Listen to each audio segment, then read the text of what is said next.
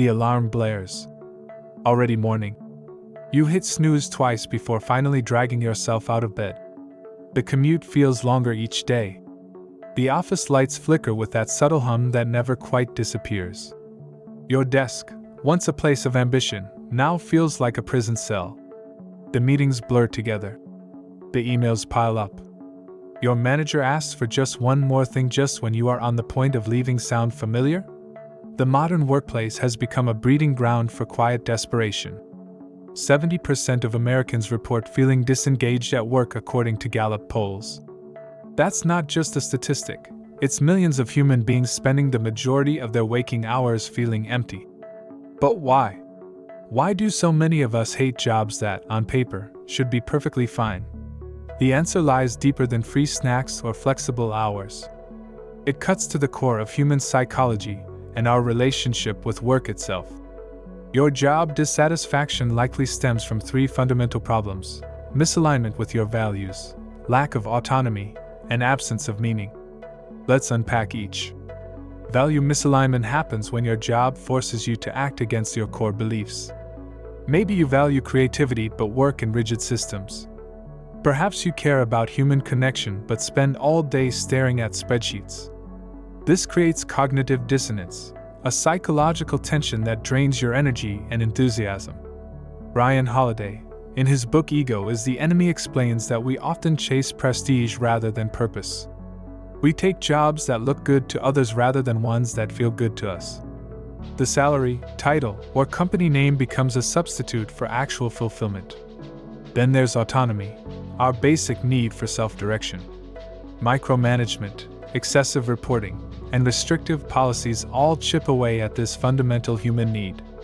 Research by psychologist Edward Deci shows that people who feel controlled rather than supported perform worse and experience greater stress. Think about your current work environment. How often do you make meaningful decisions? Do you have space to express your own ideas? Or do you simply execute someone else's vision? The third problem is lack of meaning. Humans need to see the impact of their work. We need to know our efforts matter. When you can't connect your daily tasks to something larger than yourself, motivation crumbles.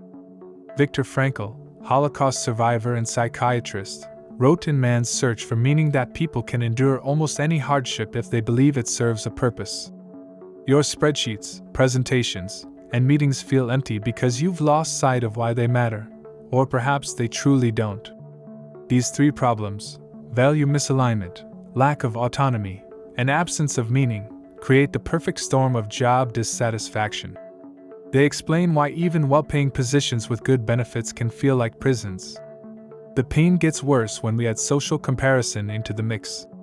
Platforms like Instagram and LinkedIn show carefully curated highlights of others' careers. Your college roommate just became a VP.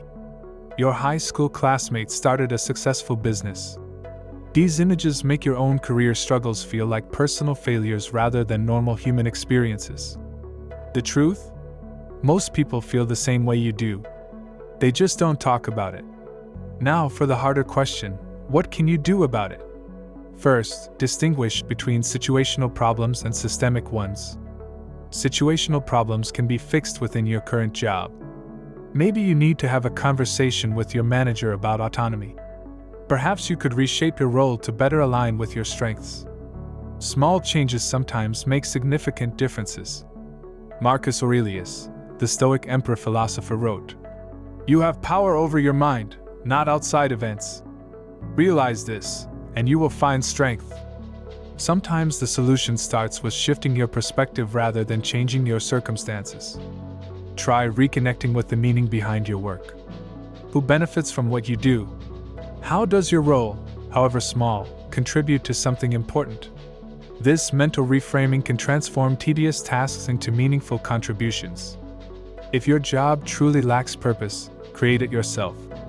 Mentor colleagues. Improve processes. Solve problems nobody asked you to solve. As Simon Sinek suggests in Start with Why. Purpose often comes from how you do something rather than what you do. These internal shifts work for situational problems. But what if your issues are systemic? What if the job itself fundamentally clashes with who you are? Then it's time for the scarier solution: change. This doesn't necessarily mean quitting tomorrow. It means acknowledging that your current path isn't working and beginning the process of finding a better one. Start with self-inquiry. Ask yourself what activities make you lose track of time. When do you feel most energized? What topics do you read about voluntarily? The answers reveal your natural inclinations, clues to work that might feel less like work. Cal Newport and So Good They Can't Ignore You suggests focusing on developing rare and valuable skills rather than blindly following your passion. What skills do you already have that you could deepen? What adjacent fields might value your existing expertise? Some practical starting points include volunteering in fields that interest you, taking side projects, or enrolling in evening classes. These low-risk experiments help you test new directions without the pressure of immediately changing careers. Network with people doing work you find interesting. Most professionals are happy to share their experiences over coffee. These conversations provide reality checks and unexpected insights about potential paths forward. If financial constraints make immediate change impossible, create a transition plan. Set aside small amounts of money each month. Reduce expenses where possible. Build skills during evenings and weekends. Many successful career pivots happen gradually over months or years, not overnight. The most challenging barrier to change isn't usually practical, it's psychological. We fear failure. We worry about what others will think. We struggle with the sunk cost of time already invested in our current path. Psychologist Alfred Adler emphasized that many of our limitations are self-imposed. We create internal rules about what's acceptable or possible based on past experiences and social expectations. Breaking free requires recognizing these artificial constraints for what they are. Ask yourself, if nobody would judge me, what would I do? If success were guaranteed, what would I attempt? The answers reveal your authentic desires beneath layers of social conditioning. The path forward isn't about finding the perfect job, that probably doesn't exist. It's about creating work that aligns better with who you are. This might mean a new job, a different field, entrepreneurship, or even redefining success entirely.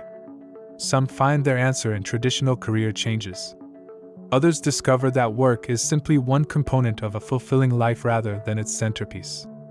They maintain straightforward jobs while finding meaning through relationships, creative pursuits, or community involvement. The specific solution matters less than your willingness to honestly assess what isn't working and take steps, however small, towards something better. Your job dissatisfaction isn't a character flaw or sign of ungratefulness.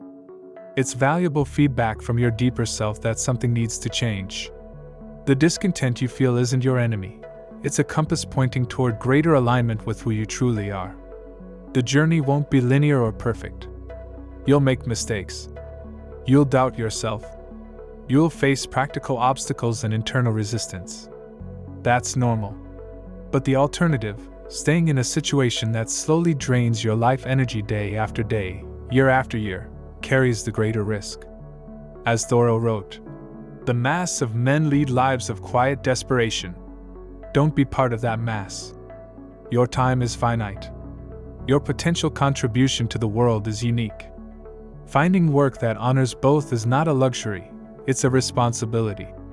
Not just to yourself, but to everyone who would benefit from your fully engaged energy and talents." The right next step will be different for each person reading this. Maybe it's a conversation with your manager. Perhaps it's updating your resume. It could be signing up for a class or reaching out to someone in a field that interests you.